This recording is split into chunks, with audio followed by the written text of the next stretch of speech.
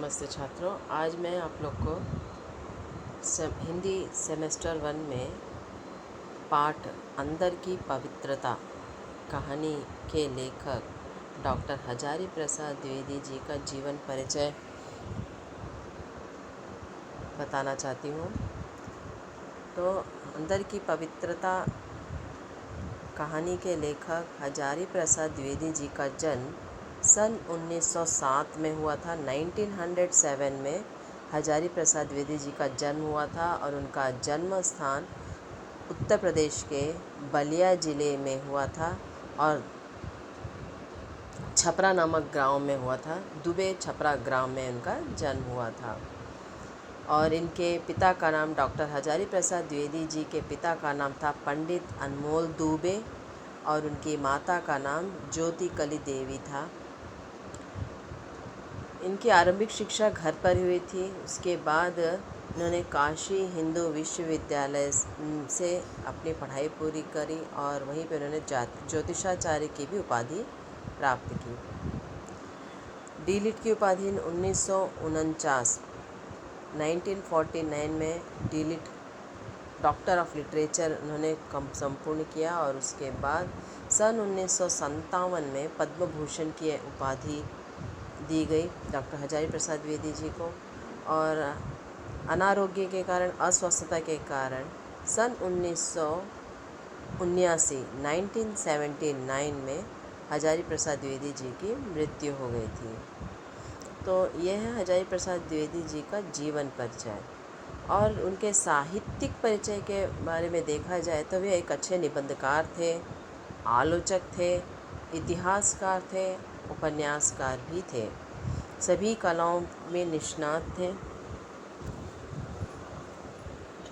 बहुत से साहित्यिक ग्रंथों की रचना की, सभी गद्य विधाओं में, जिसमें कुछ उदाहरण मैं यहाँ पे प्रस्तुत कर रही हूँ। तो एक निबंधकार के रूप में उनके कुछ निबंध हैं, जैसे अशोक के फूल और कुटज। और आलोचनात्मक ग्रंथ इन्होंने लिखा सूर्य साहित्य, कबीरदास की ग्रंथावली और साहित्य का अर्थ जैसे कुछ आलोचनात्मक ग्रंथ लिखे। और इतिहासकार के रूप में हिंदी साहित्य की भूमिका नामक हिंदी साहित्य के इतिहास उन्होंने लिखा। और उपन्यास में वाणभट्ट की आत्मकथा, अनामदास का पोथा जैसे अनेक उपन्यास लिखे। संपादित ग्रंथों में नाथ सिद्धों की वाणियाँ, संक्षिप्त पृथ्वीराज रासो जैसे संपादित ग्रंथ हैं। और अनुदित रचना में प्रबंध कोश, विश्व परिचय और मेरा बचपन जैसी रचनाएं हैं। तो इस तरह एक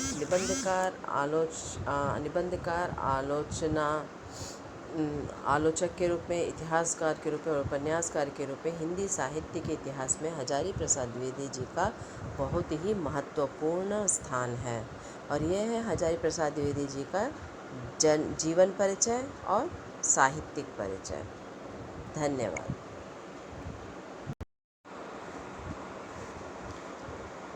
नमस्कार बच्चों, मैं B Lakshmi SJ government degree college Yelamanchili से। मैं आज आप लोग को अंदर की पवित्रता पाठ का सारांश बताने वाली हूँ। अंदर की पवित्रता पाठ के लेखक डॉक्टर हजारी प्रसाद द्विवेदी हैं। हजारी प्रसाद द्विवेदी जी का जीवन परिचय और साहित्यिक परिचय मैंने पहले ही बहुत ही संक्षिप्त रूप में बताया है और यहाँ पे और भी अति संक्षिप्त रूप में यहाँ पे लेखक परिचय के रूप में यहाँ पे बता रही हूँ। तो पाठ के सारांश में सबसे पहला आएगा लेखक परिचय। हजारी प्रसाद द्विवेदी जी का जन्म बलिया ज़िले में सन 1907 में हुआ था। हजारी प्रसाद द्विवेदी जी का जन्म जो है बलिया ज़िले में छपरा नामक ग्राम में सन 1907 में हुआ था। हिंदी और संस्कृत भाषा के पंडित थे। हजारी प्रसाद द्विवेदी जी को हिंदी और संस्कृत दोनों ही भाषाओं में बहुत ही अच्छा ज्ञान था। और गुरुदेव रविंद्रनाथ ठाकुर से वे बहुत ही प्रभावित थे। कबीर साहित्य पर विशेष रुचि थी। इन्होंने बहुत से ग्रंथों की रचना की, उसमें कबीर साहित्य पर इन्होंने विशेष रूप से बहुत ही अच्छा स्थान प्राप्त किया है। और हजारी प्रसाद द्विवेदी जी की मृत्यु सन 1979 में हुई थी। और यहाँ पे कुछ रचनाएं हैं, संक्षिप्त रूप में दिया जा रहा है, रचनाओं के नाम दिया जा रहा है। जैसे हजारी प्रसाद द्विवेदी जी की रचनाओं में वाणभट्ट की आत्मकथा, अनाम दास का पोथा, कुल्ली भाट जैसी कुछ रचनाएं हैं। तो यह लेखक हजारी प्रसाद द्विवेदी जी का परिचय। अब देखते हैं अंदर की पवित्रता कहानी का पाठ का सारांश। तो यहाँ लेखक जो है अपने विचार को प्रस्तुत कर रहे हैं इस निबंध में, और जो पूरा सारांश जो है उसमें लेखक संपूर्ण रूप से अपने विचार को प्रस्तुत कर रहे हैं कि अंदर की पवित्रता जो है, प्यूरिटी जो है, किस तरह होनी चाहिए, क्या क्या बदलाव आना चाहिए मनुष्य, एक मानव में, समाज में और देश में। तो सारांश इस प्रकार है। देश हमारा स्वतंत्र है, परंतु जनता अभी भी अज्ञानी और कुसंस्कारी है। हम स्वतंत्र हो चुके हैं, लेकिन अभी भी देखा जाए तो अशिक्षित है जनता, और अंधविश्वासों से जकड़ी हुई है, परंपरागत रूढ़ियों को मानती आ रही है, जिसमें कुछ जो है संस्कार के विपरीत हैं। तो इन सब को लेते हुए लेखक ने ही बताया कि देश तो स्वतंत्र हो गया है, परंतु हम जनता जो है अभी भी अज्ञानी है और कुसंस्कारी है। नैतिक शिक्षा की आवश्यकता है। आजकल नैतिक शिक्षा की बहुत ही ज़्यादा आवश्यकता है, जिससे आदर्श गुणों का विकास होगा, जिससे आदर्श गुण विकसित होंगे, लोगों में आदर्श गुणों का विकास होगा। आदर्श गुण स्वतंत्रता की रक्षा करेंगे, और ये जो आदर्श गुण जो व्यक्ति में विकास होगा वही जो है हमारी स्वतंत्रता की रक्षा करेंगे। मतलब हम गुलामी के जंजीर जो हम मानसिक रूप से हमारे मन में हैं, उन सब से हम बाहर निकलेंगे। और उसके बाद लेखक कहते हैं गरीब प्राथमिक चिंता से मुक्त हो। हाँ, जो गरीब लोग हैं वे सामान्य रूप से उनकी जो प्राथमिक चिंताएं हैं उनसे यदि वे मुक्त हों तो विकास थोड़ा तेज़ी से हो सकता है। रोटी मिले, प्रति व्यक्ति को घर चलाने के लिए रोजी रोटी मिले। स्वास्थ्य हेतु सभी को दवा मिले, अपने स्वास्थ्य और आरोग्य के लिए मुफ्त में, फ्री में सभी को दवाएं मिले, और बच्चों को निःशुल्क शिक्षा मिले। और लेखक का यही मत है कि जो बच्चे हैं उनको भी मुफ्त में, निःशुल्क उनको भी शिक्षा प्राप्त हो।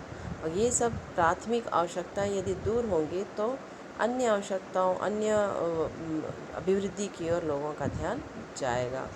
सो मुख्य रूप से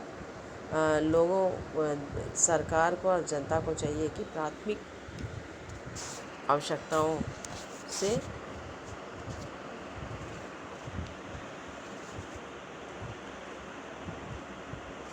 संपूर्ण हो।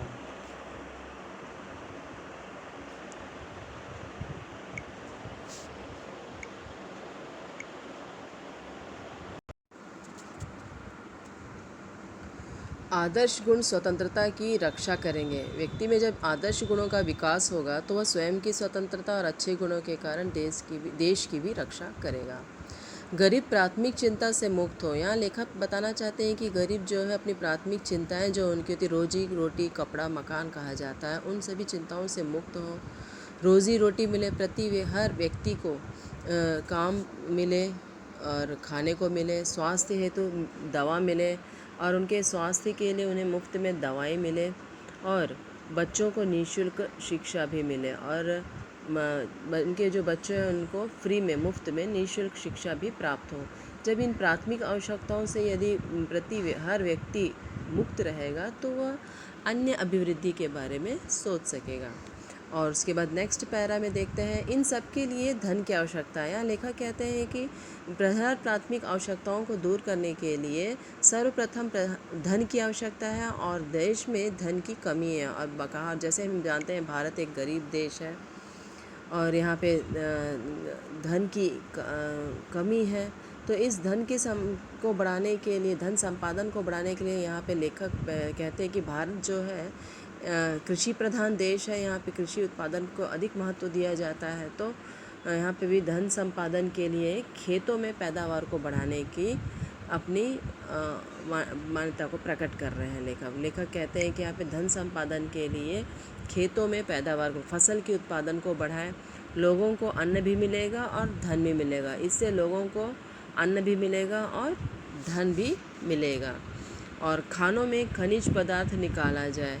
जो माइंस होते हैं, तेलुगु में कहे तो गन्नुलु जो रहते हैं, उन सब से भी खनिज पदार्थ निकालने से भी ज़्यादा से ज़्यादा देश के विकास के लिए सहायक होगा। कारखाना मतलब फैक्ट्री है, तो कारखाने अधिक माल उत्पन्न करें और कारखानों से भी जो भी प्रोडक्ट हैं, उन माल हैं जो प्रोडक्ट है, वो भी ज़्यादा से ज़्यादा निकाला जाए, जिससे कि धन के विकास में और देश के विकास में सहायक होगा। और प्रति क्षेत्र में उत्पादन बढ़ाने से हमारा देश आगे बढ़े। इस तरह से फसल, कृषि में, खनिज पदार्थों के निकालने में और कारखानों में, फैक्ट्रियों से भी जो प्रोडक्ट है, माल है, उनके उत्पादन से हर क्षेत्र में यदि हम सतर्कता से काम करें तो देश आगे बढ़ेगा।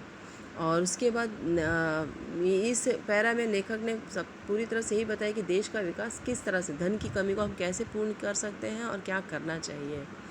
और उसके बाद अगले जो अनुच्छेद है, जो पैरा है, उन्होंने मनुष्य जीवन में मनुष्य के प्रवर्तन, बिहेवियर मीन्स मनुष्य के व्यवहार के बारे में बताया कि उनका जीवन किस तरह होना चाहिए, उनका व्यवहार किस तरह होना चाहिए। मनुष्य जीवन का मुख्य उद्देश्य है महान गुणों का विकास ही करना है। हमारा जो कर्तव्य है और हमारा जो मुख्य उद्देश्य यही है कि अच्छे से अच्छे गुणों को हम अपने में समाहित करें और उन्हीं गुणों का विकास करें। और यही देश के विकास के लिए आवश्यक है। और देश को यदि हम विकास के मार्ग पर ले जाना चाहते हैं तो उत्तम गुणों का होना अति आवश्यक है। विवेक, प्रेम, दया, विनय, विवेक की भावना, प्रेम की भावना, दया की भावना और समानता की भावना, इन गुणों का होना बहुत ही आवश्यक है। और यही जो है मनुष्य को श्रेष्ठ बनाता है और यही देश के विकास के लिए भी आवश्यक है। यह लेखक का मत है। और अंतिम पैरा में हम देखते हैं लेखक यही बताना चाहते हैं कि हम अपने वर्तमान के साथ साथ इतिहास को भी ना भूलें, साहित्यिक ग्रंथों को ना भूलें, वेदों, उपनिषदों को ना भूलें, हमारे जो ऐतिहासिक जो पृष्ठभूमि है उसे ना भूलें। और महान से महान व्यक्ति लोग हैं, महान व्यक्ति जो हैं, उनके गुणों को हम अपने में समाहित करें। तो इस तरह यहाँ पे लेखक कहते हैं मनुष्य को आध्यात्मिकता को प्रधानता देना चाहिए भौतिकता के साथ। आज भौतिक गुणों, भौतिक वस्तुओं का, भौतिक चीज़ों का बहुत ही ज़्यादा महत्व है, तो उनके साथ साथ आध्यात्मिकता को ही महत्व देना चाहिए ताकि मानसिक रूप से प्रशांतता बने रहे। और मानसिक रूप से जब व्यक्ति शांत रहेगा तो अभिवृद्धि के मार्ग की ओर सोच सकेगा। और शिक्षा और ज्ञान के प्रसार को प्रमुखता दी जानी चाहिए। हाँ, ज़्यादा से ज़्यादा ज्ञान का विकास हो और शिक्षा में भी उत्तम गुणों के साथ साथ शिक्षा के क्षेत्र का भी में भी विकास की ओर प्रमुखता देनी चाहिए। इतिहास को ना भूलें, वर्तमान से जोड़कर रखें। हमारा जो इतिहास है, हमारा जो हिस्ट्री है, उसे भी हम ना भूलें और उसको हम अपने वर्तमान के साथ जोड़कर आगे बढ़ने को प्रति व्यक्ति को प्रोत्साहन देना चाहिए। ग्रंथों का, कलाकृतियों का और इमारतें का, हिस्टोरिकल जो प्लेस है और जो कलाकृतियाँ हैं और जो ग्रंथ हैं, जो वेद हैं, जो उपनिषद हैं, यही हमारे संस्कृति के प्रतीक हैं और यही सभी हमारे कल्चर हैं, हमारी संस्कृति है। इनका भी विकास की ओर और इन सबको अपने में समाहित करने का भी हमें प्रमुख रूप से ध्यान देना चाहिए। इनका संरक्षण और प्रचार हमारा कर्तव्य है। इनको सुरक्षित रखना और इनको प्रचार करना हम देशवासियों का प्रमुख कर्तव्य है। और उत्तम साहित्य का विकास करना चाहिए, अच्छे से अच्छे साहित्य का विकास करना चाहिए और इन सभी तत्वों के द्वारा हम उन्नत और सभ्य समाज बनाएंगे। और इस तरह इन सभी उत्तम गुणों को जब हम अपने में समाहित करेंगे तो हम सभ्य समाज का विकास होगा और देश का भी विकास होगा। तो इस तरह से अंदर की पवित्रता पाठ के द्वारा लेखक ने बहुत ही अच्छे अच्छे विचारों को यहाँ पे प्रस्तुत करते हुए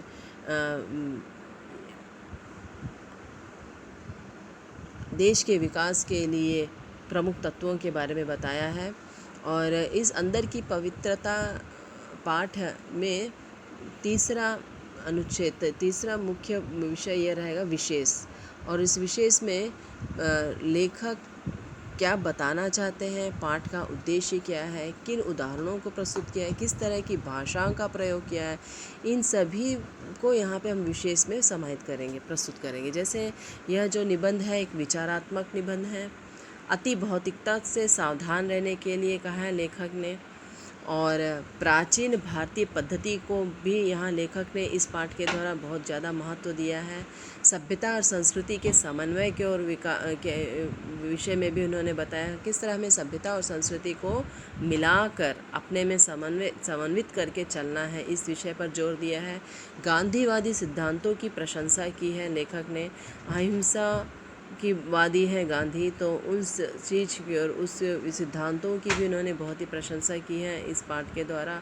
और इस जो हमारे अंदर की पवित्रता पाठ है, इसमें इसकी जो भाषा है वह संस्कृत निष्ठ है। तो इस तरह से अंदर की पवित्रता जो पाठ है वह शीर्षक के अनुकूल है।